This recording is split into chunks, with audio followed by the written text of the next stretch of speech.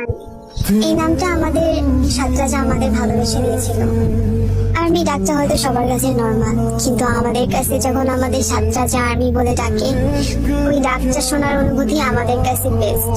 Concert শেষে যখন সাতরাজা army বলে ডাকি, তখন না নিজের অজান্তে চোখে পানি চলে আসে।